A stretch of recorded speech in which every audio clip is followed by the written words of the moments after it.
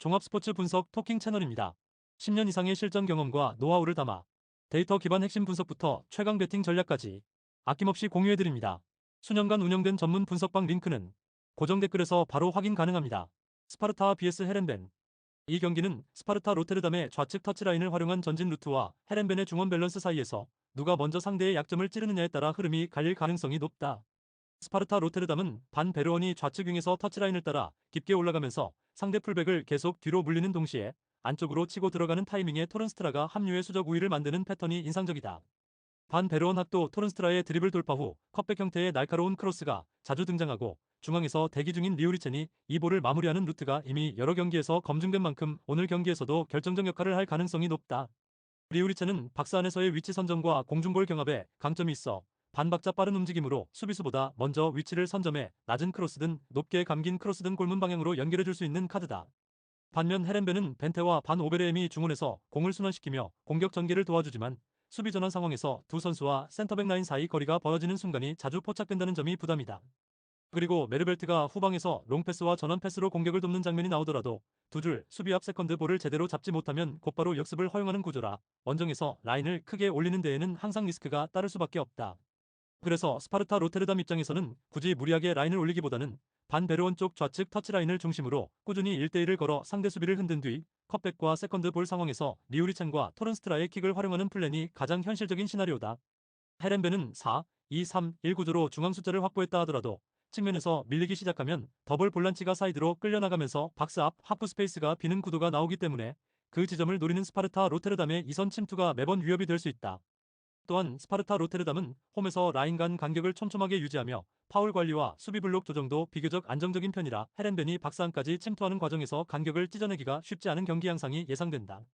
때문에 경기 초반에는 양팀 모두 탐색전을 펼치겠지만 시간이 지날수록 스파르타 로테르담의 좌측 공격 루트와 반 베르온의 전진, 토른스트라의 컵백, 리우리첸의 마무리 패턴이 반복적으로 헐렌벤의 약점을 두드리는 그림이 자연스럽게 그려진다. 헤렌벤이 라인을 올리며 점유율을 높이려 할수록 오히려 측면과 하프 스페이스에서의 수비 부담이 커지기 때문에 후반으로 갈수록 스파르타 로테르담 쪽 역습과 세컨드 찬스가 더 날카롭게 살아날 여지도 크다. 결국 전체적인 상성과 경기 리듬을 놓고 보면 홈에서 자신들의 패턴을 반복적으로 시도할 수 있는 스파르타 로테르담이 한두 번 만들어낸 찬스를 골로 연결해 박빙 스코어를 끝까지 유지하는 쪽으로 그림이 그려지는 대결이다. 그리고 에르디비지 특유의 빠른 템포 속에서도 스파르타 로테르담이 수비 라인과 미드필드 라인의 간격을 무너지지 않게 관리한다면 헤렌벤이 생각만큼 많은 유효 슈팅을 만들지 못할 가능성도 충분히 열려 있다. 종합하면 좌측 터치라인을 찢는 반 베르온의 속도와 토른스트라의 컵백, 리우리첸의 박스 장악력이 맞물리는 쪽이 스파르타 로테르담이고 이 전술 루트가 오늘 경기에서도 다시 한번 승부의 키가 될 공산이 크다. 토킹 추천 배팅 승무패 스파르타 로테르담 승 강추 언더오버 언더 추천 AC 밀란 vs 사수올로 이 경기는 단순히 공격력 비교가 아니라 전방 압박과 라인 컨트롤 그리고 그 사이를 파고드는 플레이메이커의 영향력을 놓고 보면 흐름이 어느 쪽으로 기울지 비교적 명확하게 보이는 매치업이다. AC밀란은 3, 5, 이 구조 안에서 모드리치가 후방과 중원 사이를 연결하고 풀리시기 그 앞 하프 스페이스를 점유하면서 경기 템포를 조절할 수 있는 장치를 두 겹으로 깔아두고 있다. 사수올로가 전방 압박의 첫 줄을 과감하게 끌어올리면 모드리치는 짧은 패스로 1차 압박을 벗겨낸 뒤 풀리시기 서 있는 중원 뒤수비 앞 공간을 향해 전진 패스를 공급하는 패턴을 만들 수 있다. 이때 풀리시기 첫 터치로 방향을 틀고 템포를 끌어올리면 사수올로 수비 블록이 완전히 정렬되기 전에 측면이나 박스 정면으로 결정적인 전진 패스가 투입되면서 박스 근처에서 숫자 우위를 만드는 장면이 나올 가능성이 크다. 히메네스는 이런 전진 패스를 받아 뒷공간을 파고들거나 수비 라인과 미드필드 라인 사이에서 공을 받아내며 일선 수비를 끌어내는 역할을 수행하게 되고 그 과정에서 다른 공격수와 윙백이 빈 공간으로 침투하는 2차 움직임이 살아난다. 사수올로 입장에서는 전방 압박이 통하면 높은 위치에서 볼을 빼앗아 빠르게 베라디 피나몬티 쪽으로 연결하는 위험한 상황을 만들 수 있지만 그 과정에서 라인 간 간격 관리가 실패하면 풀리식에게 가장 위험한 구역을 내주게 된다. 사수올로의 전방 압박과 후방 라인이 동시에 전진하지 못하는 구조가 이어진다면 AC밀란의 미드필더들은 비교적 여유롭게 볼을 주고받으며 템포를 조절하고 타이밍을 노려 한 번에 전진 패스를 찔러 넣는 그림을 반복할 수 있다. 특히 중원 뒤수비 앞 공간에서 풀리식이 볼을 잡는 횟수가 늘어날수록 사수올로 수비진은 한 발 늦게 반응하게 되고 파울로 끊거나 박스 근처에서 위험한 프리킥을 허용하는 장면도 늘어날 여지가 있다. 사수올로의 4-3-3 공격 전개는 피나몬티를 향한 크로스와 베라디의 커트인 슈팅으로 단순화되는 구간이 많고 볼로카가 중원에서 템포를 만들어주지 못하는 시간대에는 후방에서 롱볼 위주로 전개가 단조롭게 흘러가는 약점이 있다. AC밀란은 300과 더블 볼란치가 뒷공간 커버와 세컨드볼 경쟁력을 갖추고 있어 피나몬티를 향한 1차 볼만 정리해내면 두 번째 볼 상황에서 다시 공격권을 되찾을 확률이 높은 구조다. 또한 밀란의 윙백들은 사수홀로 풀백이 올라오는 타이밍을 역이용해 역습 상황에서 사이드 채널을 파고들며 하프 스페이스를 향해 컷이 나는 패턴으로 추가 득점 기회를 노릴 수 있다. 경기 흐름이 길어질수록 전방 압박과 후방 라인 간 싱크가 맞지 않는 사수홀로의 구조적인 문제는 더 크게 드러나고 풀리식과 모드리치가 주도하는 AC밀란의 템포 조절 능력은 후반 승부처에서 더욱 빛날 가능성이 크다. 체력적인 측면에서도 3, 5, 이 구조 안에서 교체 자원을 활용해 중원 구성을 조정할 수 있는 AC밀란이 비슷한 패턴으로 압박을 반복해야 하는 사수홀로보다 장기전에서 유리한 재료를 더 많이 갖고 있다고 볼 수 있다. 종합적으로 보면 전방 압박의 빈틈을 하프스페이스 플레이메이커가 집요하게 파고드는 구조가 잘 맞아떨어지는 구도이기 때문에 이 경기는 AC밀란이 홈에서 경기 주도권을 잡고 승리까지 가져갈 가능성이 더 높아 보인다. 토킹 추천 배팅 승무패 AC밀란 승 강추 언더오버 오버 추천 세비야 vs 레알 오비에도 이 경기는 구조가 잘 잡힌 세비야의 4, 2, 3, 1 공격 패턴이 조직력이 불안한 오비에도의 3, 4, 3 수비 라인을 정조준하는 그림으로 예상된다. 세비야는 이삭 로메로를 최전방에 두고 알폰과 바르가스가 좌우에서 안쪽으로 파고드는 하프 스페이스 침투를 반복하며 상대 수비 라인을 계속 뒤로 물러나게 만들 가능성이 크다. 특히 세비야의 좌측 공격은 터치라인을 타고 올라간 뒤 안쪽으로 좁혀들어 컷백을 만들어내는 패턴이 많기 때문에 박스 안에서의 마킹 전환이 느린 오비에도 수비에 상당히 부담이 된다. 알폰 곤잘레스가 하프 스페이스에서 공을 받으며 전방과 측면 모두를 볼 수 있는 시야를 확보하면 로메로에게 직선 패스를 찔러넣거나 바르가스에게 방향을 전환하는 선택지가 동시에 열리게 된다. 반면 오비에도는 3-4-3 전환 과정에서 미드필드 라인이 눌리는 시간이 길어지면 일리치가 등을 지고 공을 받아야 하는 장면이 많아지고 자연스럽게 공격 템포가 끊어질 가능성이 높다. 차이라의 드리블 돌파는 순간적으로 위협적일 수 있지만 뒤에서 따라 들어오는 지원 숫자가 부족하면 세비야 수비 입장에서는 1대1 방어에만 집중해 차단하기 수월한 구도가 된다. 덴동커가 중앙에서 최대한 버티더라도 양쪽 하프 스페이스가 동시에 노출될 경우 한 번의 롱 패스와 침투 조합만으로도 수비 라인이 그대로 갈라질 수 있다는 점이 오비에도 입장에서는 가장 큰 리스크다. 세비야는 홈에서 전방 압박 강도를 올려 초반에 상대 빌드업을 끊으려 할 것이고 여기서 공을 빼앗아 곧바로 박스 근처까지 전진하는 이른 타이밍의 찬스들이 나올 여지가 크다. 또한 세비야 더블 볼란치는 역습 대비 위치를 유지하며 세컨 찬스를 관리하려 하기 때문에 오비에도가 롱볼로 박스를 향해 단순하게 공을 투입하는 패턴은 큰 효과를 내기 어렵다. 오비에도가 강등권에 붙어 있는 상황이라 승점이 간절하지만 그렇기 때문에 라인을 과도하게 올렸다가 뒷공간을 내주는 위험한 선택을 할 가능성도 배제하기 어렵다. 그럼에도 불구하고 세비야가 한두 번의 집중력 저하로 실점을 허용할 여지는 있겠지만 전체적인 경기 흐름과 기회수에서 앞서는 쪽은 세비야가 될 확률이 높다. 시간이 지날수록 오비에도의 수비 조직을 단기간에 드라마틱하게 바꾸기 어렵다는 현실이 드러날 것이고 세비야는 이 틈을 파고들어 추가 득점을 노리는 쪽으로 운영을 가져갈 공산이 크다. 후반 들어 오비에도가 승부를 걸고 교체 카드로 공격 숫자를 늘리면 세비야 입장에서는 오히려 전환 상황에서 더 넓은 공간을 활용해 속도를 살린 역습을 전개할 수 있는 환경이 만들어진다. 결국 이 경기는 오비에도의 허술한 수비 조직과 하프 스페이스 관리 실패가 계속해서 노출되는 가운데 세비야가 공격 패턴의 완성도를 앞세워 경기 흐름을 주도할 가능성이 높은 매치업이다.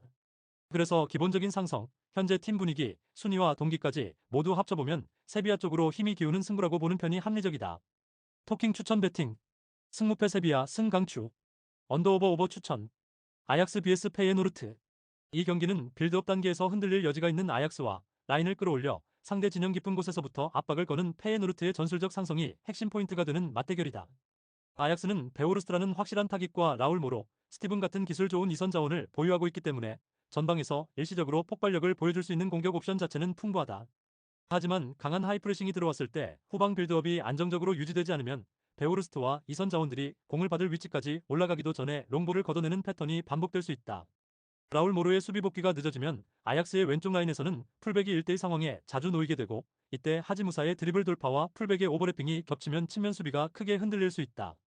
스티븐이 공격 쪽에 힘을 실어줄수록 중원에서의 균형은 더불어 무거워지기 때문에 페이에노르트 입장에서는 팀버가 그 빈 공간을 적극적으로 공략하는 전진 드리블과 침투 패스로 승부수를 던질 수 있다.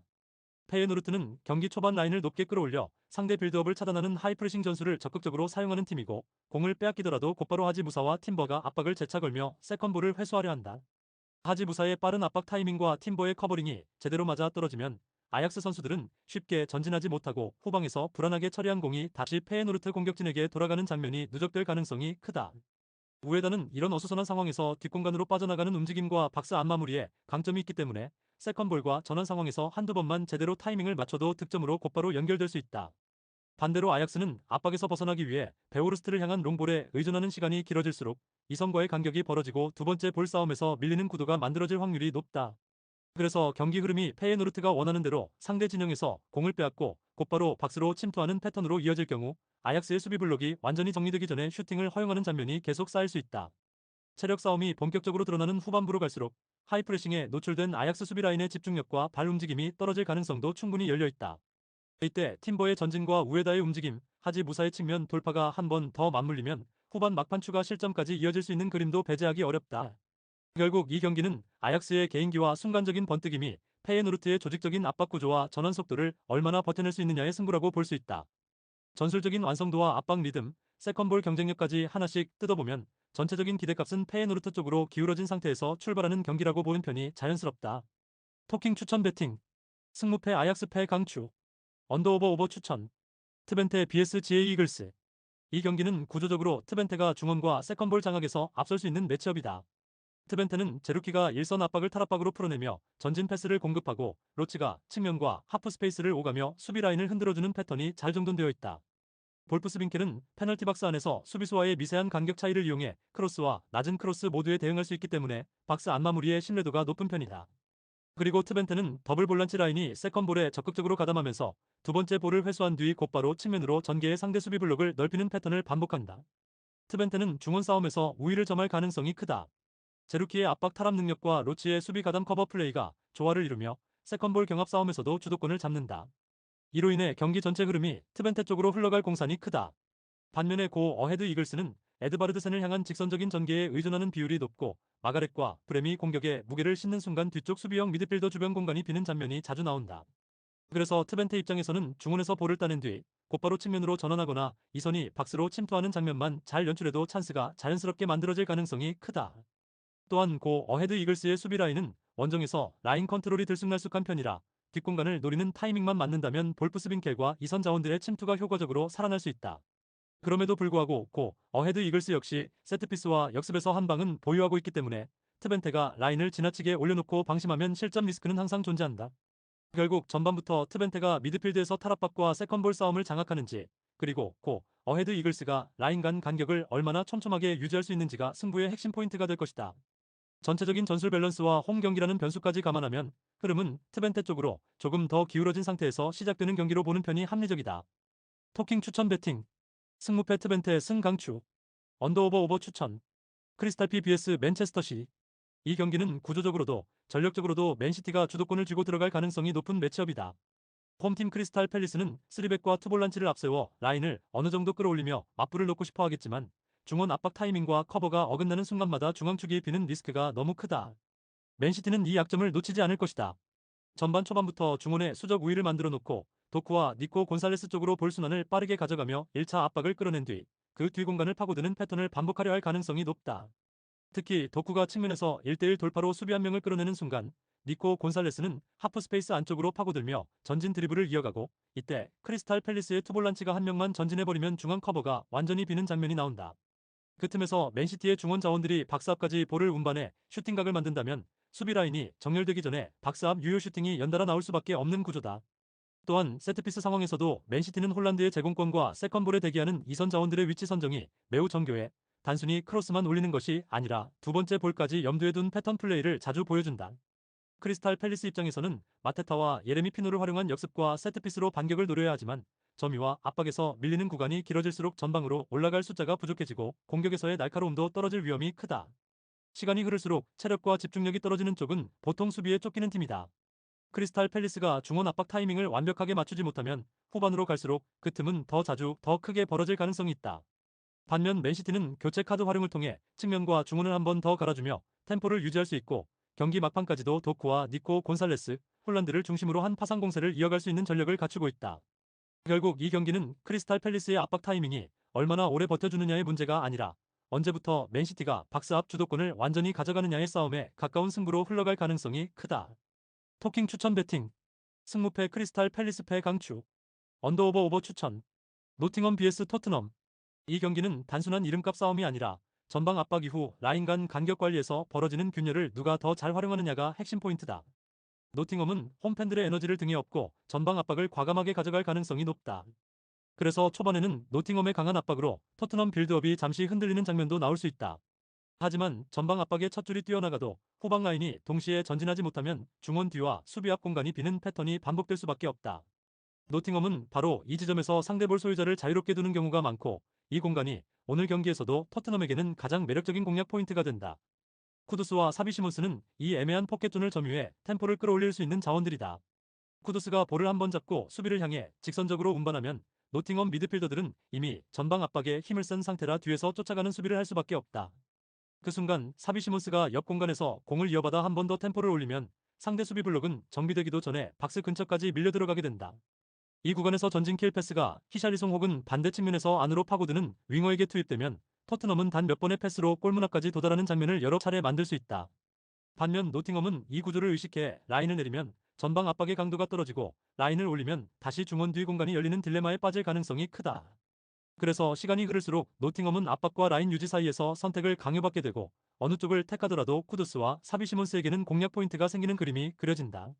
토트넘 입장에서는 굳이 무리해서 점유율을 압도할 필요 없이 노팅엄 압박이 풀리는 순간마다 이 포켓존을 활용해 찬스의 질을 높이는 쪽이 훨씬 효율적이다. 히샬리송의 박스 안 움직임과 세컨 찬스 마무리 능력까지 겹치면 한 번 흐름을 타는 순간 추가 득점까지 노려볼 수 있는 구조다. 그래서 전체적인 전술 구조와 라인 간 간격 관리, 그리고 플레이메이커들의 영향력을 종합해보면 토트넘이 경기 흐름과 스코어 모두를 자기 쪽으로 당길 수 있는 구도라고 보는 편이 자연스럽다. 토킹 추천 배팅. 승무패 노팅엄 패 강추. 언더오버 오버 추천. 선더랜드 vs 뉴캐슬. 잉글랜드 타이니어주를 연고로 하는 선더랜드와 뉴캐슬의 타이니어 더비가 오랜만에 성사된 만큼 경기 시작 전부터 양팀 모두 강한 감정성과 긴장감을 안고 그라운드에 들어설 가능성이 크다. 매번 치열하게 진행되는 매치업인 만큼 이번 경기 역시 초반부터 태클과 몸싸움, 세컨볼 경합이 난타전 양상으로 이어질 공산이 커 보인다.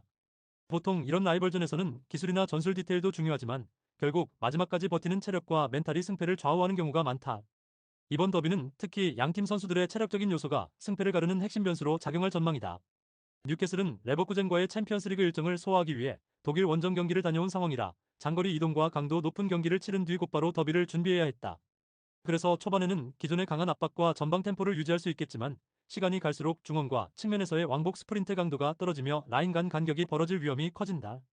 반면 선더랜드 선수들은 리그 일정 외에는 체력적인 부담이 적었고, 이번 더비를 위해 충분히 회복과 전술 훈련에 집중할 수 있는 환경을 갖췄다는 점이 크게 작용할 수 있다.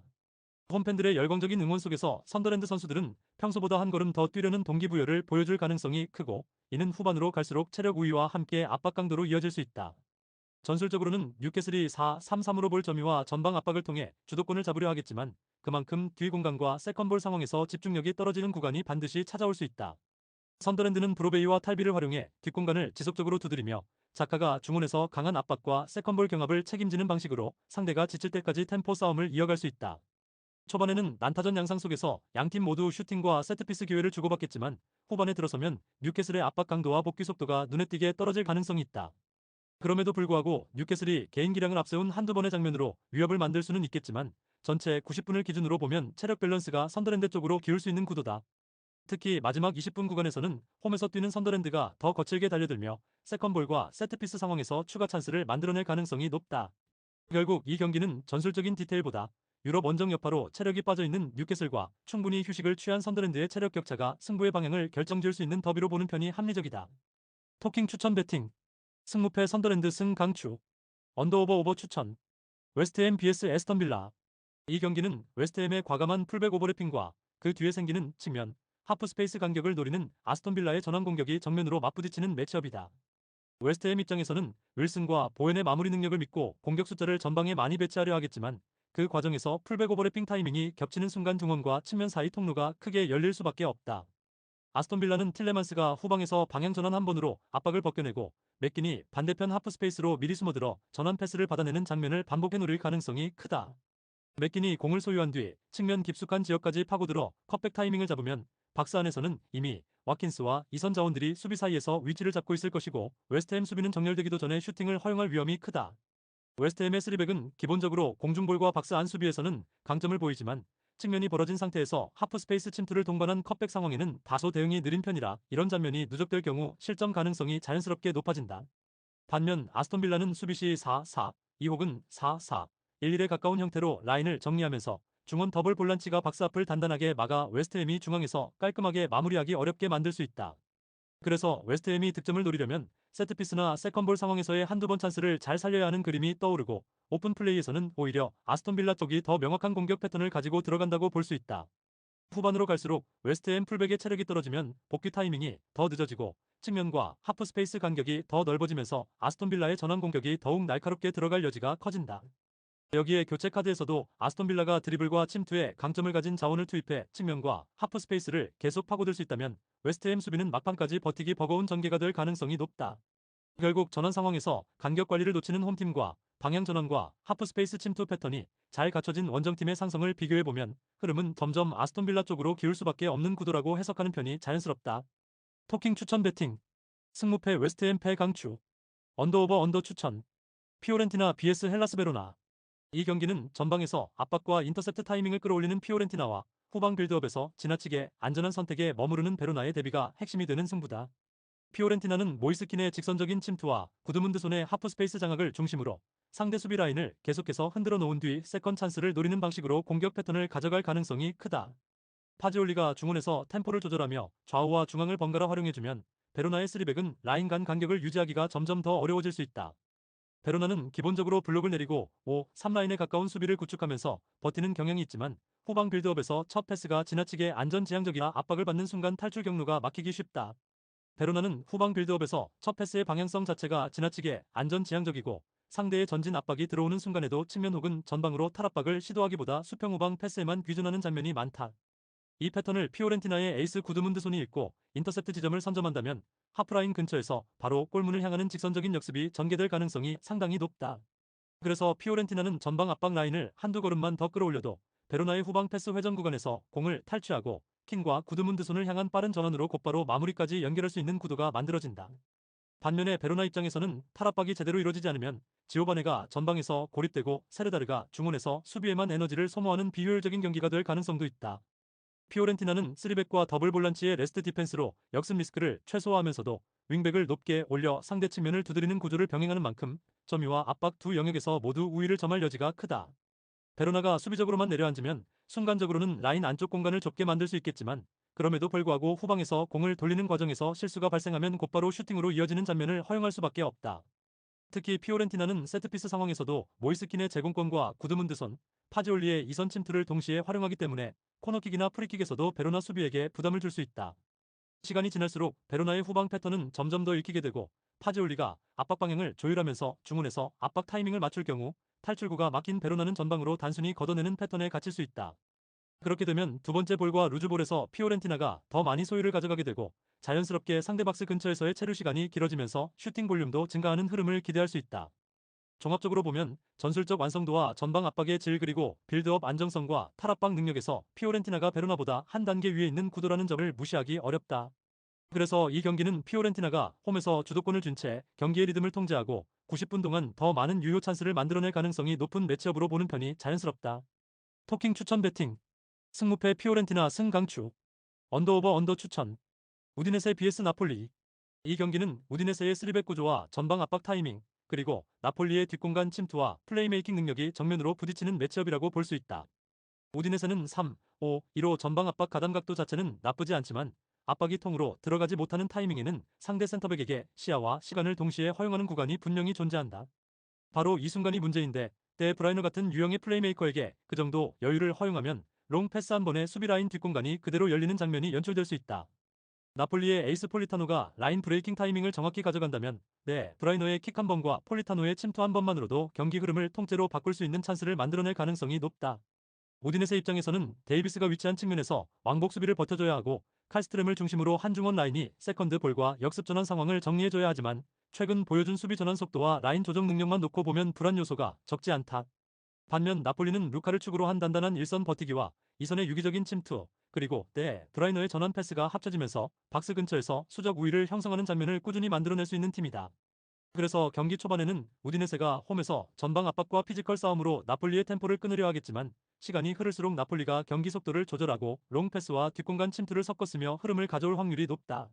특히 우디네세가 전방에서 압박에 인원을 많이 투입하면 할수록 3백 뒷공간과 윙백 뒤 하프 스페이스는 더 넓어지게 되고 이 지점을 폴리타노와 이선 미드필더들이 번갈아가며 파고드는 패턴이 반복될 수 있다. 또한 나폴리는 세트피스 상황에서도 데 브라이너의 킥 퀄리티를 바탕으로 직접 슈팅이든 크로스든 항상 하나의 위협적인 루트를 갖고 있기 때문에 우디네세 입장에서는 파울로 위기를 끊는 선택조차 부담이 따라붙는다. 우디네세가 승부를 걸려면 전방 압박의 타이밍을 맞추고 중앙과 측면 사이 간격을 최대한 촘촘하게 유지해야 하지만 무더운 일정 속에서 90분 내내 그 강도를 유지하는 것은 현실적으로 쉽지 않은 미션이다. 반면 나폴리는 경기 도중 템포를 조절하면서도 특정 구간에서는 한 번에 속도를 올려 뒷공간을 공략하는 전개를 선택할 수 있어 전체적인 옵션과 플랜 B 플랜 C에서 우위를 점하고 있다고 볼 수 있다. 그렇기 때문에 조금만 시간이 지나도 우디네세의 쓰리백은 점점 더 깊게 침체되며 박스 안에만 숫자를 두는 수비에 매달릴 수 있고 이때 나폴리의 이선 중거리와 폴리타노의 컷인 루카의 포스트 플레이가 차례대로 위협 수단으로 등장할 여지가 크다. 종합하면 전방 압박의 타이밍과 뒷공간 관리에서 불안한 우디네세와 이를 정밀한 킥과 라인 브레이킹으로 찌를 수 있는 나폴리의 상성 구조를 감안할 때 경기 흐름은 점차 나폴리 쪽으로 기울 가능성이 더 높게 보인다.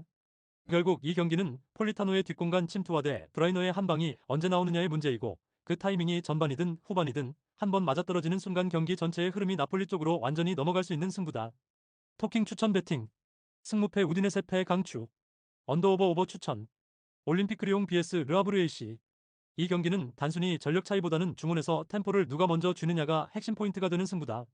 리옹은 테스만이 중원에서 공의 속도와 방향을 동시에 관리하면서 카라베치의 하프 스페이스 침투와 메이틀랜드, 나일스의 전진 드리블을 묶어 공격 템포를 끌어올리는 그림을 꾸준히 보여주고 있다. 그래서 세컨볼을 회수한 뒤에도 곧바로 전진 패스와 방향 전환으로 이어지며 상대 수비가 라인을 정비하기 전에 박스 근처에 숫자를 채워 넣는 장면이 자주 연출된다. 반면에 르하브르는 공격 방향을 바꿔야 하는 타이밍에 볼을 오래 끌어버리는 바람에 스스로 템포를 죽이고 상대 수비가 재정비할 시간을 계속 내주고 있는 흐름이다. 캐치타가 중원에서 조금만 판단을 늦춰도 리옹 입장에서는 압박 라인을 한 칸 더 끌어올리며 트리거를 잡기 쉬워지고 이 구간에서 턴오버가 발생하면 곧바로 빠른 전환 공격으로 이어질 가능성이 크다. 테스만이 템포를 주도하며 방향 전환 타이밍을 앞당긴다면 르하브르의 라인 간격은 전후반 90분 동안 버티기 쉽지 않고 중원과 수비 라인 사이 공간이 벌어지면서 하프 스페이스가 계속 노출될 수 있다. 이 공간으로 카라베치가 파고들고 이선 자원들이 페널티 박스 주변으로 몰려들면 상대의 실책성 패스를 유도하거나 세컨볼 상황에서 다시 슈팅 찬스를 가져오는 패턴이 자연스럽게 늘어날 것이다.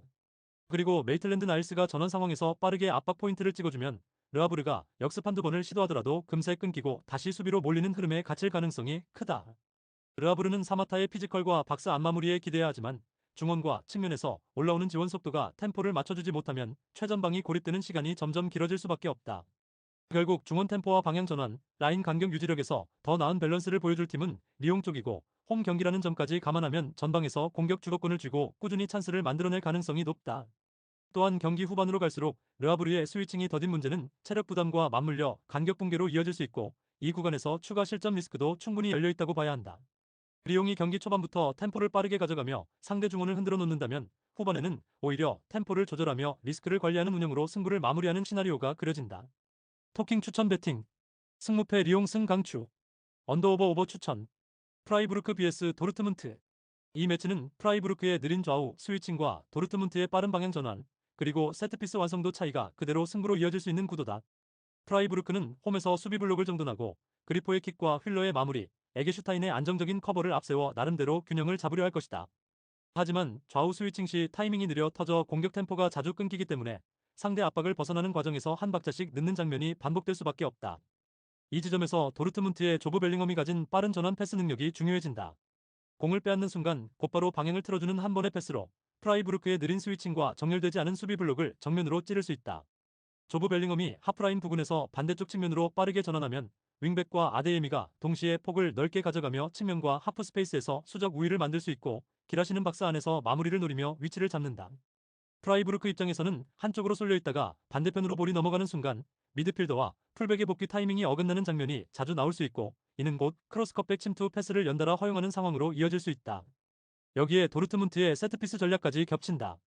코너킥가 발생될 때마다 팝포스트로 깊게 침투해 들어가는 제공권 높은 선수들을 적극적으로 활용하기 때문에 단순한 첫 헤더 한 번에 그치지 않고 세컨볼 슈팅까지 노리는 다양한 패턴이 준비되어 있다. 프라이부르크가 코너킥 수비에서 마킹 전환이나 팝포스트 커버에 실패하는 순간 오늘 경기에서도 코너킥 상황이 나올 때마다 도르트문트가 경기 양상을 자신들에게 유리한 방향으로 만들어갈 가능성이 높다. 프라이부르크는 그리포의 킥과 휠러의 연계로 반격을 노리겠지만 공격이 막혔을 때의 전원 수비와 좌우 스위칭 속도에서 한계를 드러내면 후반으로 갈수록 뒤로 끌려다니는 구도가 될 수 있다. 반면 도르트문트는 조브 벨링엄의 빠른 방향 전환과 투톱의 움직임, 그리고 세트피스 패턴까지 세트로 갖추고 있어 경기 전체를 통틀어보다 다양한 득점 루트를 확보한 팀이라고 볼 수 있다. 그래서 전술적 상성과 전환 속도, 세트피스 완성도까지 모두 종합하면 이 경기는 시간 경과에 따라 도르트문트 쪽으로 흐름이 점점 더 기울어질 가능성이 높은 매치업이다. 토킹 추천 배팅, 승무패 프라이부르크 패 강추, 언더오버 오버 추천, 셀타비고 vs 빌바오. 이 경기는 셀타비고의 강한 홈 퍼포먼스와 빌바오의 높은 수비 라인, 그리고 파블로 듀란의 라인 브레이킹 능력이 맞물리는 전형적인 상성 경기다. 셀타비고는 홈에서 라인 간 간격을 촘촘하게 유지하면서도 공을 탈취하는 순간 아스파스와 듀란을 활용해 빠른 전환을 시도하는 스타일이라 빌바오처럼 라인을 끌어올리는 팀을 상대로는 확실한 한 방을 노릴 수 있는 구조다. 셀타비고 원정은 라리가 강팀들조차 쉽게 점수를 가져오지 못한 부담스러운 원정지로 평가받고 있고, 실제로 강팀들도 이 구장에서 경기 템포를 원하는 대로 끌고 가지 못한 채 어려움을 겪는 경우가 많다. 빌바오는 최종 수비진을 높은 위치에 설정하고 전방 압박을 강하게 가져가지만, 그만큼 셀타비고의 발빠른 공격수 파블로 듀란에게 넓은 수비 뒷공간을 그대로 내줄 수 있는 잠재적 위험을 안고 있다. 파블로 듀란은 라인 브레이킹에 특화되어 있는 플레이 스타일을 지니고 있어 뒷공간을 노리는 침투 타이밍과 오프사이드 트랩을 타고 넘는 순간적인 속도에 강점이 있다. 아스파스가 하프 스페이스로 내려와 볼을 받은 뒤 빌바오 수비 라인이 올라간 타이밍에 맞춰 듀란에게 스루 패스를 찔러 넣는 장면이 반복된다면, 빌바오 수비는 VAR로 라인을 다시 그어봐도 빼도 박도 못하는 실점 장면을 허용할 가능성이 있다. 일라이스 모리바는 중원에서 압박과 경합을 통해 빌바오의 이선 전개를 끊어내고 세컨볼을 따낸 뒤 곧바로 전방으로 전환 패스를 연결하는 역할을 수행하면서 전방 두 자원에게 안정적인 지원을 제공할 수 있다. 빌바오 입장에서도 이냐키 윌리엄스와 베렌게르를 활용한 측면 전환과 뒷공간 침투는 여전히 위협적인 카드이기 때문에 셀타비고 3백이 측면 커버에 뒤늦게 반응한다면 한두 번은 위기 장면을 맞이할 수 있다. 그래도 전체적인 틀에서 보면 셀타비고는 홈에서의 압박 강도와 공간 관리, 그리고 듀란의 라인 브레이킹과 아스파스의 패싱 게임까지 더해져 상대가 라인을 올릴수록 오히려 기회가 늘어나는 상성을 가진 쪽에 가깝다. 빌바오는 높은 라인으로 중원을 압축해 경기를 주도하려 하겠지만, 한번 압박 타이밍이 엇갈리면 수비 뒷공간이 크게 열리고 이 구간을 노리는 듀란의 침투를 막기 위해 파울로 끊는 장면이 늘어날 수도 있다. 그렇게 되면 세트피스와 박스 근처 프리킥 상황에서 셀타비고가 추가적인 득점 기회를 확보할 수 있고, 홈 관중의 분위기까지 더해지면서 빌바오 수비의 집중력은 후반으로 갈수록 점점 떨어질 위험이 있다. 후반 60분 이후에는 체력 저하와 함께 빌바오 수비 라인의 뒷공간 회전 속도가 느려지고 라인 컨트롤이 흐트러지는 순간마다 셀타비고가 추가 찬스를 만들어낼 가능성이 높다. 결국 홈 셀타비고의 라인 관리와 전방 침투, 그리고 빌바오의 높은 수비 라인이 맞부딪히는 그림에서 전체적인 기대값은 셀타비고 쪽으로 조금 더 기울어진 상태에서 출발한다고 보는 편이 합리적이다. 토킹 추천 배팅, 승무패 셀타비고 승강추, 언더오버 언더 추천, NAC 브레다 vs 위트레흐트. 이 경기는 수비 조직이 무너진 브레다의 4-2-3-1과 하프 스페이스를 적극적으로 활용하는 위트레흐트 4-3-3의 전형적인 상성 대결이다. 브레다는 수비 라인을 내리면 내릴수록 더블 볼란치와의 간격 조절이 어려워지고, 나소가 전진 패스를 시도하는 순간 그 뒤 공간이 비면서 역습에 그대로 노출되는 패턴이 반복되고 있다. 반 호이동크를 향한 롱볼은 여전히 위협적이지만, 세컨볼을 받아줄 이선 라인의 연계가 끊기면 단순히 걷어내는 수준의 전개에 그칠 가능성이 크다. 탈비티에는 오른쪽에서 폭을 넓게 써주지만, 공을 잃은 뒤 뒤로 돌아 나오는 속도가 늦어지면 곧바로 그 자리를 블레이크의 안쪽 침투와 풀백 오버래핑이 동시에 파고들 수 있다. 위트레흐트는 중원에서 옌센이 오른쪽 하프 스페이스로 슬쩍 이동하면서 미겔과 삼각형을 구성하고, 반대편에서는 블레이크가 1대1 돌파로 수비 한 명을 끌고 들어가며 라인을 무너뜨리는 그림을 반복해서 노릴 것이다. 브레다의 박스 안 공간이 뻥뻥 뚫리는 최근 흐름을 감안하면 단순 크로스뿐 아니라 박스 앞 컵백, 세컨드 라인 침투까지 모두 실점 위험 요인이 된다. 또한 브레다는 강등권 압박 때문에 홈에서 무작정 물러설 수만도 없어서 어느 시점에는 라인을 올리고 승부수를 던질 수밖에 없고, 그 순간부터는 위트레흐트의 역습 속도가 더 위협적으로 살아날 여지가 크다. 위트레흐트 입장에서는 블레이크가 왼쪽에서 탈압박을 한 번만 성공시켜도 미겔이 반대편에서 안쪽으로 좁혀 들어오며 박스 안 숫자 우위를 만드는 장면이 자연스럽게 이어질 것이다. 옌센은 이런 상황에서 박스 근처에서 마무리 슈팅이나 라스트 패스를 선택할 수 있어 브레다 수비 입장에서는 누구에게 먼저 압박을 가져가야 할지 판단이 더 어려워진다. 브레다의 불안한 수비 조직은 단기간에 드라마틱하게 개선되기 어렵기 때문에 이번 경기 역시도 비슷한 유형의 실수와 공간 노출이 반복될 가능성이 높다. 그래서 오히려 위트레흐트 입장에서는 전개를 복잡하게 가져갈 필요 없이 좌우 측면에서의 1대1 돌파와 하프 스페이스 침투만 안정적으로 반복해도 경기 주도권을 잡을 시나리오가 충분하다. 브레다가 초반부터 실점을 허용한다면 반호이동크를 향한 직선적인 롱볼과 세트피스에 의존하는 시간이 늘어나면서 빌드업 자체는 더 단순해지고 예측 가능한 패턴으로 고착될 수 있다. 반면에 위트레흐트는 스코어가 앞서면 중원 숫자를 한 줄 더 세우며 안정적으로 운영할 수 있고, 그렇지 않더라도 공격적인 풀백과 윙어 조합으로 계속해서 상대 박스 근처를 두드리는 그림을 유지할 수 있다. 후반으로 갈수록 체력과 집중력에서 밀리는 쪽은 수비 조직이 무너져 있는 브레다 쪽일 가능성이 높기 때문에 막판에는 위트레우트의 추가 득점 가능성까지 열려있다고 보는 편이 합리적이다. 종합하면 이 경기는 브레다가 홈에서 버티기보다는 위트레우트 공격진의 하프 스페이스 침투와 측면 돌파에 수비 조직이 계속 흔들리는 흐름으로 흘러갈 가능성이 더 크다. 토킹 추천 배팅. 승무패 브레다 패 강추. 언더오버 오버 추천. AJ 옥세르 vs 릴 OSC. 이번 오세르와 릴의 맞대결은 단순히 순위 싸움이 아니라 크로스 수비 완성도와 측면 공격의 정교함이 정면으로 부딪히는 스타일 대결이라는 점에서 흥미로운 포인트가 많다. 오세르는 3백과 윙백 조합을 활용하면서 공격 시에는 측면 폭을 넓히지만 수비로 전환될 때 라인 재정비가 느리고 크로스 수비에서 1차 2차 막거간 교통정리가 제대로 이루어지지 않는 약점이 반복된다. 누가 볼에 먼저 접근하고 누가 뒷공간과 세컨볼을 책임질지 명확한 기준 없이 모두가 동시에 볼에 끌려 들어가는 장면이 많다 보니 페널티 박스 안쪽에서 프리헤더를 허용하는 상황이 잦다는 점이 치명적이다. 반면에 릴은 펠릭스 코레이아를 축으로 한 측면 공격이 상당히 위력적이며 수비수를 등진 상태에서 볼을 지켜내거나 크로스를 마무리로 연결하는 패턴을 꽤 안정적으로 가져가고 있다. 펠릭스 코레이아가 측면에서 수비수를 끌어낸 뒤 정확한 인프런트 크로스를 올리기만 한다면 박스 안에서는 지루를 비롯한 장신 공격 자원들이 프리헤더 득점 기회를 잡을 수 있는 장면이 자연스럽게 이어질 것이다. 오세르 입장에서는 3백 사이와 윙백 뒷공간이 동시에 노출되지 않도록 라인 간격을 촘촘하게 유지해야 하지만 지금까지 보여준 크로스 수비의 혼란스러운 마킹 전환을 감안하면 이 부분에서 반복적인 위기가 예상된다. 릴은 더블 볼란치로 중원을 안정시키면서 하랄손을 통해 중앙과 측면을 연결하고 펠릭스 코레이아 쪽으로 공격의 중심축을 옮기는 형태로 오세르의 약점을 파고들 가능성이 크다. 그래서 경기 초반에는 탐색전이 이어지더라도 시간이 지나면서 릴의 측면 공격이 점차 위력을 높이고 오세르의 크로스 수비 조직력 부족이 한 번씩 크게 노출되는 장면이 나올 여지가 크다. 특히 세트피스나 오픈 상황에서 펠릭스 코레이아의 크로스 정확도가 살아난다면 오세르의 수비 라인은 볼만 바라보다가 뒷포스트와 페널티 스팟 근처에 프리맨을 놓치는 장면을 또 한 번 반복할 위험이 있다. 현대 축구에서 크로스 수비는 1차 2차 마커의 역할 분담과 커뮤니케이션이 핵심인데 오세르는 이 부분에서 여전히 단단한 팀이라 보기 어렵고 릴은 그 약점을 정확히 겨냥할 수 있는 자원 구성을 갖추고 있다. 그럼에도 불구하고 오세르가 꾸준히 공격을 시도하며 홈에서 반격을 노릴 수는 있겠지만 수비 전술의 완성도 차이와 박스 안 공중볼 대처 능력의 격차는 쉽게 메워질 수 있는 부분이 아니다.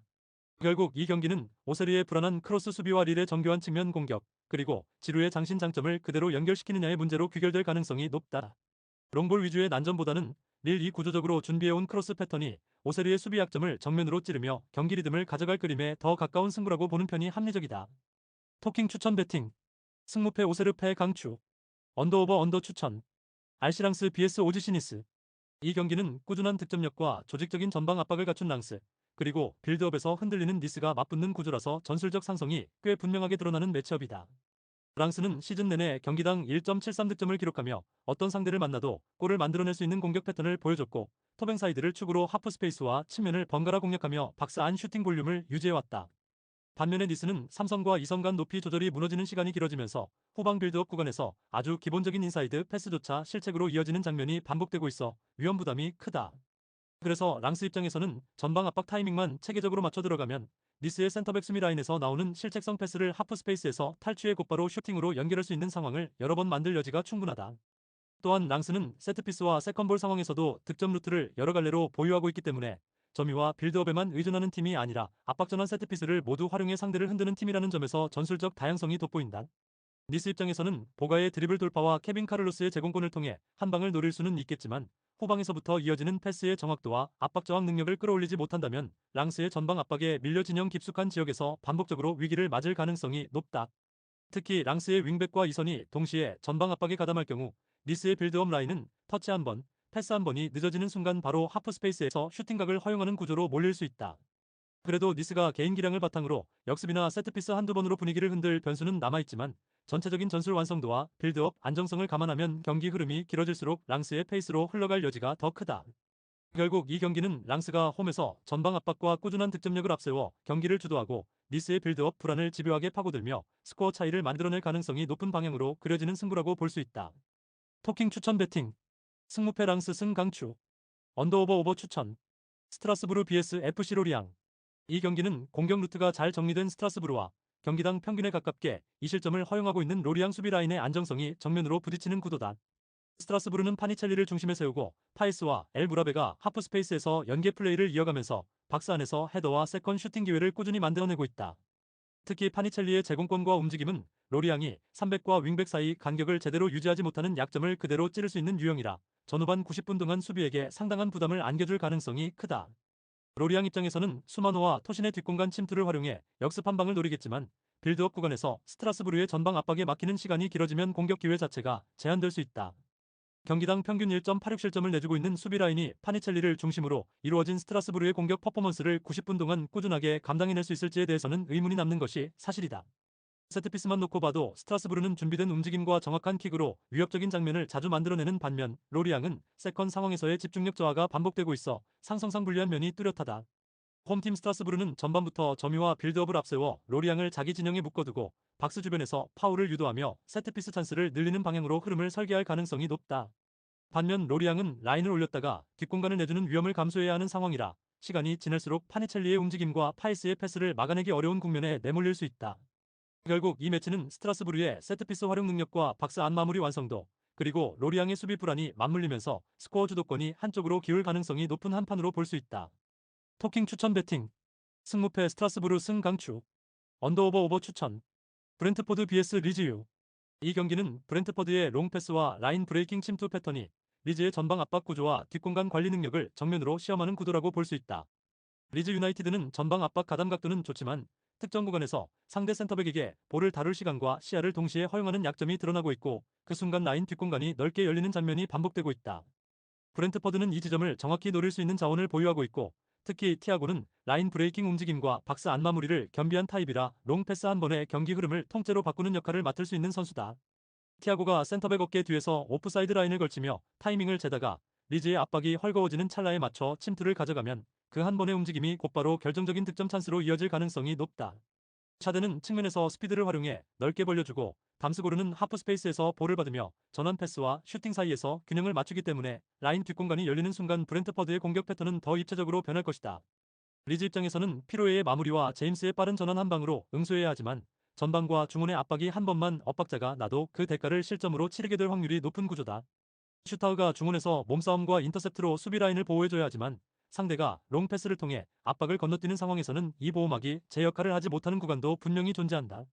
브렌트퍼드는 후반 교체 카드에서도 공격 옵션이 풍부해 경기 막판에도 속도와 에너지 레벨을 유지할 수 있다는 점에서 리즈보다 운영의 폭이 넓은 편이다. 그래서 브렌트퍼드는 전반에는 압박을 견디면서 롱패스 타이밍을 재고 후반으로 갈수록 티아고와 이선 자원들의 침투 빈도를 늘려 리즈 수비 라인을 지속적으로 시험하는 방향으로 경기 계획을 짤 가능성이 크다. 반면 리즈는 라인을 올리면 뒷공간이 더 크게 노출되고 라인을 내리면 브렌트퍼드에게 하프라인 근처까지 전진 빌드업을 허용하는 딜레마에 빠질 수 있다. 특히 전방 압박에 투입된 에너지가 떨어지는 후반 구간에는 브렌트퍼드 센터백이 더 여유있게 고개를 들고 롱패스를 공급할 수 있고 티아고의 침투 위협은 그때 더 선명하게 드러날 것이다. 세컨볼 경합에서도 브렌트퍼드가 포지셔닝 우위를 가져가면 리즈 진영 박스 앞에서 두 번째, 세 번째 슈팅 찬스가 연속으로 나오는 장면이 나올 수 있다. 결국 이 경기는 브렌트퍼드가 롱패스와 침투 패턴, 교체 카드의 에너지를 앞세워 경기 후반으로 갈수록 주도권을 가져올 가능성이 높다고 볼 수 있다. 리즈의 전방 압박이 초반에는 거칠게 들어가겠지만 시간이 지날수록 간격과 체력이 무너지는 구간이 길어질수록 브렌트퍼드가 원하는 흐름에 가까워질 것이다. 이런 전술적 구조와 흐름을 종합하면 승부의 방향은 브렌트퍼드 쪽으로 조금 더 기울어져 있는 매치업으로 해석하는 편이 합리적이다. 토킹 추천 배팅. 승무패 브렌트퍼드 승 강추. 언더오버 오버 추천. 바이에른 뮌헨 vs 마인츠호. 이 경기는 전형적인 우승권 전력 vs 강등권 전력 구도로 전력차가 전술과 경기 흐름에 그대로 반영될 가능성이 크다. 바이에른은 초반부터 높은 라인과 전방 압박으로 마인츠의 빌드업을 끊어내고 하프라인 부근에서 공을 탈취한 뒤 곧바로 케인과 올리세를 향해 전진 패스를 투입하려 할 것이다. 케인이 등지고 받아내리는 볼을 고레츠카와 이선 자원들이 연속해서 주고받는 순간 마인츠의 수비 블록은 박스 안으로 더 말려 들어가며 압박에서 벗어나기 어려운 구도가 만들어진다. 올리세는 하프 스페이스에서 볼을 잡은 뒤 안쪽으로 치고 들어오며 슈팅 각도와 침투 루트를 동시에 열어두기 때문에 마인츠 수비 입장에서는 1대1 대응이 아니라 2중 3중 커버를 준비해야 한다. 그러나 마인츠는 이미 경기당 1.84실점이라는 수치가 말해주듯 박스 안 수비와 세컨볼 정리에서 흔들리는 장면이 반복되고 있어 이러한 압박을 90분 내내 버티기는 쉽지 않다. 마인츠의 역습 루트는 흘러바흐와 이재성을 활용한 빠른 전환이지만 수비 블록이 지나치게 내려앉는 시간대에는 전방으로 올라갈 인원이 부족해 금세 공이 끊기는 경우가 많다. 그래서 마인츠는 전방에서 몇 차례 위협적인 장면을 만들 수는 있겠지만 전체적인 공수 밸런스와 라인 유지력 면에서는 바이에른의 압박과 템포에 밀릴 가능성이 훨씬 크다. 또한 교체 카드 싸움에서도 바이에른은 측면 공격수와 중앙 미드필더, 심지어 최전방 자원까지 수준 높은 교체 옵션을 동시에 투입할 수 있어 후반 들어 오히려 공격 템포를 더 끌어올리는 그림도 기대할 수 있다. 이와 달리 마인츠는 교체 자원으로 경기 양상을 바꿀 수 있는 카드가 제한적이기 때문에 똑같은 전술 틀 안에서 선수들 체력만 소모되는 양상이 반복될 위험이 크다. 종합적으로 보면 분데스리가 강팀인 바이에른의 공격력을 현재 마인츠 수비 조직이 온전하게 버텨내기는 어려워 보이고 경기 도중 여러 차례 수비 라인이 무너지는 장면이 나올 가능성에 더 무게가 실린다.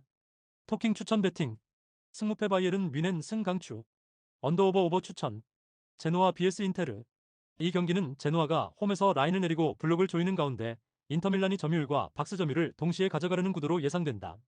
제노아는 콜롬보를 향한 롱볼과 전진 패스를 통해 단순하지만 직접적인 공격 루트를 만들고 그랜베크와 스탄치우가 두 번째 라인에서 지원 사격을 해주는 방식의 기대를 걸어야 한다.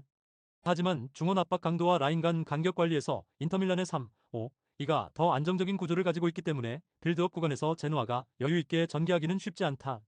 제노아의 경우 세트피스 수비에서 1차 데인마크 이후 2차 전원에 문제가 드러난다는 점이 특히 부담이다. 첫 경합에서 볼이 정리되지 않았을 때 세컨드 지점으로 튀어나가는 선수와 지역 방어를 지키는 선수의 역할이 확실히 나뉘지 않아 박스 앞 공간에 애매한 틈이 생긴다. 인터밀란은 이런 지점을 정확히 노릴 자원을 가지고 있고 그 중심에 있는 선수가 바로 바렐라다. 바렐라가 세컨드 라인을 선점하면 한 번의 묵직한 세트피스만으로도 경기 흐름과 분위기를 통째로 가져올 수 있는 장면이 충분히 그려진다. 오픈 플레이에서도 라우타로와 튀랑이 수비 라인을 계속 흔들어주면 제노아 수비는 박스 안마크와 박스 밖 바렐라 견제를 동시에 해야 하는 딜레마에 빠지게 된다. 그래서 시간이 지날수록 제노아 수비의 집중력이 떨어지고 세컨볼 경합에서 인터밀란 쪽이 우위를 점하는 장면이 누적될 가능성이 크다. 반면 제노아 입장에서는 세트피스와 스탄치우의 킥력을 통해 한두 번의 역습 찬스를 노릴 수는 있겠지만 90분 전체를 버티기에는 구조적인 부담이 크다. 인터밀란은 중원에서의 압박과 탈압박, 그리고 윙백의 오버래핑과 크로스 패턴을 통해 상대 수비를 넓히고 박스 안에서 라우타로와 튀랑의 마무리까지 연결하는 그림을 반복적으로 만들 것이다. 경기가 후반으로 향할수록 제노아는 수비 라인을 더 내리며 버티는데 에너지를 쏟게 되고 그 과정에서 세컨볼 관리와 세트피스 2차 대응의 허점이 더 크게 드러날 수 있다. 결국 전술 완성도, 세컨볼 경쟁력, 세트피스 2차 대처 능력까지 모두 합쳐보면 전체적인 흐름은 인터밀란 쪽으로 서서히 기울어지는 매치업이라 보는 편이 합리적이다. 토킹 추천 배팅 승무패 제노아 패 강추 언더오버 오버 추천 레반테 vs 비아레알 이 경기는 리그 최하위권까지 떨어진 레반테의 불안정한 수비 조직력과 콤팩트한 4-4, 이 전개를 바탕으로 한 비아레알의 전술 완성도가 정면으로 부딪히는 구도다. 레반테는 파이브백 형태로 박스 앞을 막아보려 하지만 15경기 28실점이라는 숫자가 말해주듯 라인 간격 유지와 세컨볼 정리 모두에서 심각한 약점을 드러내고 있다. 특히 수비 블록을 내린 상태에서 윙백이 튀어나가는 타이밍이 엇갈리면 측면과 하프 스페이스 사이에 애매한 공간이 생기고 이 지점을 상대의 이선 침투와 컵백에 계속해서 두들겨 맞는 패턴이 반복된다. 반면 비아레알은 제라르 모레노와 알베르토 모레이로, 산티 코메사네를 중심으로 전개와 마무리, 세컨드 라인 장악까지 이어지는 콤팩트한 공격 루트를 이미 갖춰놓은 상태다. 알베르토 모레이로가 측면에서 안정적으로 빌드업과 전진 패스를 책임지면 제라르 모레노가 하프 스페이스로 내려와 연계를 만들고 다시 박스로 침투하는 움직임이 자연스럽게 이어진다. 여기에 산티 코메사냐가 박스 앞 세컨드 라인에 자리 잡고 세컨볼을 회수하거나 중거리, 스루 패스 옵션을 동시에 가져가면서 레반테 수비는 박스 안과 밖을 동시에 커버해야 하는 딜레마에 빠진다. 레반테의 경우 15경기 동안 28실점을 허용하며 리그 최하위까지 추락해 있는 상황이라 경기당 평균 1.86실점을 허용하고 있다는 점 자체가 이미 수비 조직의 한계를 보여준다. 이런 수비력이 알베르토 모레이로를 중심으로 이루어진 비아레알의 콤팩트한 공격 루트를 끝까지 버티기보다는 결국 한두 번의 실점으로 연결될 공산이 크다. 게다가 비아레알은 페널티 박스 근처에서 직접 프리킥 찬스를 얻어낼 때마다 산티 코메사냐의 인프런트 킥 한 방으로 경기 분위기를 순식간에 가져올 수 있는 무기까지 갖추고 있다. 그래서 레반테 입장에서는 블록을 최대한 낮추고 실점 시간을 늦추는 것이 우선 목표가 되겠지만 비아레알의 전진 압박과 세컨볼 회수 세트피스 한 방까지 감안하면 90분 동안 무실점으로 버티기에는 리스크가 너무 크다. 결국 전체적인 전술 완성도와 실점 억제력, 세트피스에서의 한 방까지 모두 고려했을 때 경기 흐름은 비아레알 쪽으로 서서히 기울어질 가능성이 높다. 토킹 추천 배팅 승무패 레반테 패 강추 언더오버 오버 추천 브레멘 vs 슈투트가르트 이 경기는 전술적인 디테일도 중요하지만 무엇보다 일정과 체력에서 출발하는 경기력 격차를 먼저 짚어야 하는 매치업이다. 슈투트가르트는 마카비 텔아비브와 유로파리그 일정을 소화한 뒤 회복할 시간도 충분하지 않은 상태에서 곧바로 브레멘 원정을 떠나야 했다. 이렇게 강행군이 이어지면 감독이 아무리 조직적인 압박과 공격 전환 패턴을 주문하더라도 선수들의 몸이 따라주지 못해 전술 구현이 어설퍼질 수밖에 없다. 반면에 브레멘은 이번 라운드를 앞두고 상대적으로 여유 있는 일정 속에서 준비해왔기 때문에 체력적인 측면에서 90분 전체를 강하게 끌고 갈 수 있는 조건을 갖추고 있다. 그래서 브레멘은 전반부터 라인을 너무 무리하게 올리지 않으면서도 중원과 측면에서 세컨볼 경쟁력을 바탕으로 경기 주도권을 잡으려 할 가능성이 크다. 그릴이 포백 바로 앞에서 중심을 잡아주고 슈미트가 하프 스페이스에서 볼을 받아 템포를 끌어올리면 은진만은 상대 풀백 뒷공간과 측면 간격을 계속 자극하면서 슈투타가르트 수비 라인을 흔들 수 있다. 체력이 떨어지는 팀을 상대할 때 중요한 것은 불필요하게 맞부딪히기보다는 볼을 더 많이 움직이게 만들어 상대가 쫓아다니도록 만드는 운영인데 브레멘은 바로 그 부분에서 자신들의 강점을 살릴 수 있는 구성을 갖추고 있다.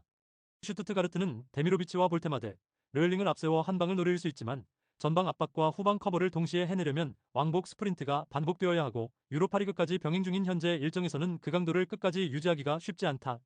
특히 후반 60분 이후에는 중원 라인의 간격이 벌어지고 풀백의 복귀 속도가 한 박자씩 늦어지면서 브레멘에게 하프 스페이스와 측면을 동시에 내줄 위험이 커진다. 브레멘 입장에서는 체력적인 우위를 바탕으로 자신들이 더 유리한 방향으로 경기 내용을 설계해 나갈 수 있는 구도다. 전반에는 지나치게 리스크를 지지 않고 경기 흐름을 읽다가 후반 들어 상대의 다리가 무거워지는 타이밍에 맞춰 압박 강도와 볼 순환 속도를 한 단계 더 끌어올리는 전략을 준비해둘 가능성이 높다. 이렇게 되면 슈투트가르트는 라인을 내리며 버티는 선택을 할 수밖에 없고 그 과정에서 박스 앞과 측면, 세컨볼 지점에서 빈틈이 늘어나면서 브레멘의 슈팅 볼륨이 자연스럽게 우위에 설 가능성이 크다. 결국 이번 경기의 핵심은 브레멘이 가진 전술적 장점에 더해 일정과 체력에서 오는 우위를 얼마나 효율적으로 활용하느냐에 달려있다고 봐야 한다. 브레멘이 평소보다 조금만 더 과감하게 전방 침투와 박스 안 진입을 늘려준다면 경기 후반부에는 슈투트가르트 수비 라인이 버티지 못하고 균열을 드러낼 시나리오가 충분히 그려진다. 종합하면 이 매치업은 전술적 상성뿐 아니라 체력적 조건까지 브레멘 쪽으로 기울어져 있는 상황이라 홈팀이 흐름을 끌고 가며 승부를 정리할 가능성이 높은 한 판으로 볼 수 있다. 토킹 추천 배팅 승무패 브레멘 승 강추 언더오버 언더 추천 볼로냐 vs 유벤투스 이 경기는 볼로냐가 홈에서 전방 압박과 세트피스 그리고 이선 전환 속도로 흐름을 주도할 수 있는 구도에 가깝다. 볼로냐는 더블 볼란치를 중심으로 후방에서 중앙으로 이어지는 짧은 패스라인을 유지하면서 상대의 1차 압박을 탈압박으로 풀어낸 뒤 템포를 한 번에 끌어올리는 전개 패턴을 선호한다. 이 과정에서 오드가르드는 라인 사이 공간에 자리 잡아 공을 받으며 좌우로 패스각을 열어주거나 임모빌레를 향한 전진 패스를 찔러 넣어 박스 안 마무리 상황을 자주 만들어낼 수 있다. 임모빌레는 수비 라인 뒷공간을 노리는 침투와 빠른 슈팅 타이밍을 통해 유벤투스의 3백 뒷공간과 수비 사이 간격이 벌어지는 순간을 놓치지 않고 마무리 찬스를 만들어낼 가능성이 크다. 오르솔리니는 오른쪽에서 압박 타이밍을 잡아 유벤투스의 느린 후방 빌드업을 직접적으로 물어뜯을 카드로 상대가 골키퍼까지 볼을 내리는 장면이 반복될수록 그의 전방 압박 가치는 더 커진다. 특히 유벤투스가 변칙적인 전방 압박에 당하고 나면 빌드업 라인이 뒤로 말리면서 전개가 끊기고 그 순간 오르솔리니의 압박 성공은 곧바로 박스 근처에서의 결정적인 득점 기회로 이어질 수 있다. 볼로냐는 세트피스 상황에서도 킥 전담 자원과 공중볼 경합 자원 구성이 잘 맞아떨어져 코너킥 프리킥마다 세컨볼을 슈팅으로 연결하는 세트피스 활용 능력이 더 뛰어난 편이다. 때문에 경기 흐름상 오픈 플레이에서 주도권을 잡는 것과 별개로 세트피스에서 추가 득점을 노릴 수 있는 여지도 충분하다. 반면 유벤투스는 후방 빌드업이 느리고 골키퍼까지 공이 내려가는 패턴이 반복되기 때문에 볼로냐의 전방 압박이 한 번 걸리기 시작하면 경기 내내 리듬을 되찾기 쉽지 않은 구조다. 일디즈가 라인 사이에서 공을 받아 반전되는 장면도 분명 존재하겠지만 팀 전체가 뒤로 말리는 구간에서는 그의 장점이 풀필되지 못하고 3명의 전방 라인이 서로 분리되는 장면도 나올 수 있다. 로카텔리가 중원에서 템포를 바꾸려 해도 빌드업 구간이 깊어질수록 전진 패스각이 제한되고 롱패스 선택이 늘어나는 만큼 볼 소유권을 안정적으로 이어가기 어려운 흐름이 반복될 수 있다. 그래서 전술적인 상성만 놓고 보면 볼로냐의 전방 압박과 짧은 패스 전개, 세트피스 완성도가 유벤투스의 느린 빌드업과 템포 끊기 문제를 정면으로 찌르는 구조라고 볼 수 있다.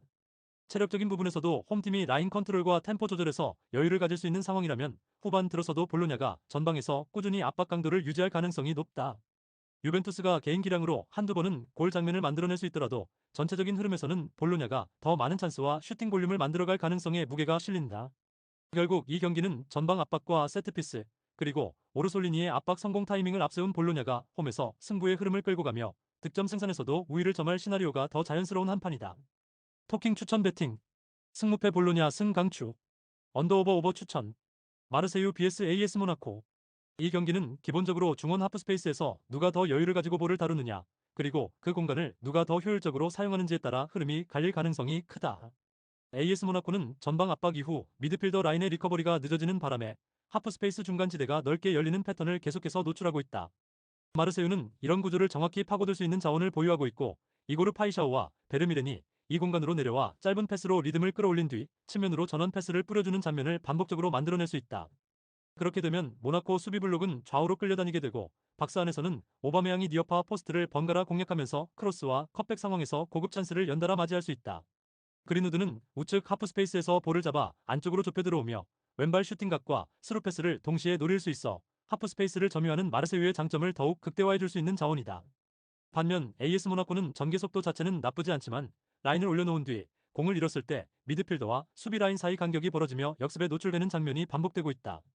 그래서 마르세유 입장에서는 굳이 라인을 무리하게 끌어올리기보다 중원에서 상대 압박 1차만 벗겨 내고 나면 충분히 공간을 활용할 시간이 생기는 구조라고 볼 수 있다. 세트피스 상황에서도 마르세유는 킥 퀄리티와 박스 안타기 자원이 골고루 갖춰져 있어 코너킥 프리킥에서 추가적인 득점 기대값을 확보할 수 있는 편이다. AS 모나코도 비에레트와 미나미노, 골로빈을 활용해 역습에서 날카로운 장면을 만들 능력이 있지만 오늘 매치업에서는 수비 밸런스와 라인 간격 문제 때문에 풀타임 기준 안정적으로 버티기에는 리스크가 크다. 그렇기 때문에 전반부터 마르세유가 하프 스페이스와 측면을 번갈아 공략하며 경기의 리듬을 쥐고 갈 가능성이 높고 시간이 흐를수록 홈의 분위기까지 더해져 공격적인 흐름이 유지될 여지가 크다. 결국 템포를 조절할 수 있는 플레이메이커와 결정력을 갖춘 스트라이커를 동시에 보유한 쪽이 마지막 장면까지 가져갈 수 있는 경기이고 이 구도에서는 마르세유 쪽이 한 발 앞서 있다고 보는 편이 자연스럽다. 토킹 추천 배팅 승무패 마르세유 승강추 언더오버 언더 추천 디알라베스 vs 레알 마드리드 이번 경기는 스쿼드의 이름값보다도 양팀이 들고 나오는 체력과 러닝 강도가 경기 흐름을 좌우하는 전형적인 일정 차이 매치업이라는 시작점은 동일합니다. 알라베스의 체력 우위와 레알 마드리드의 피로도가 충돌하는 구도입니다. 하지만 레알 마드리드의 압도적인 클래스와 결정적인 순간의 효율성이 알라베스의 체력적인 이점을 극복하고 승리를 가져올 가능성이 크다는 결론으로 접근해야 합니다. 알라베스는 주중 일정 없이 준비에만 집중한 덕분에 초반부터 중원과 측면에서 강한 압박을 걸어도 후반까지 버틸 수 있는 체력적 여유를 확보하고 있습니다. 투톱 조합인 토니 마르티네스와 보에는 한 명이 센터백과 몸싸움을 걸며 버티고 다른 한 명이 라인 사이로 내려왔다가 다시 뒷공간을 노리는 움직임을 반복해 수비 라인의 집중력을 지속적으로 시험할 수 있습니다. 레바흐 역시 전환 상황마다 측면에서 슈팅각을 만들어낼 수 있는 옵션이라는 분석은 타당합니다. 하지만 레알 마드리드는 맨시티와의 챔피언스리그를 치른 뒤 며칠 쉬지도 못한 상태에서 리그 원정을 떠나는 스케줄이지만 세계 최고 수준의 선수들은 이기는 법을 알고 있다는 변수를 간과할 수 없습니다. 전방의 은바페와 비니시우스가 평소처럼 집요하게 압박을 가져가지 못하더라도 단 한 번의 기술적인 드리블이나 연계 플레이로 알라베스의 수비 라인을 무너뜨릴 수 있는 잠재력이 있습니다. 알라베스의 압박이 초반에 강하게 들어올 때 레알 마드리드는 토니 크로스나 루카 모드리치 같은 미드필더들의 노련한 볼 관리 능력을 통해 상대의 압박 에너지를 흡수하고 분산시킬 것입니다.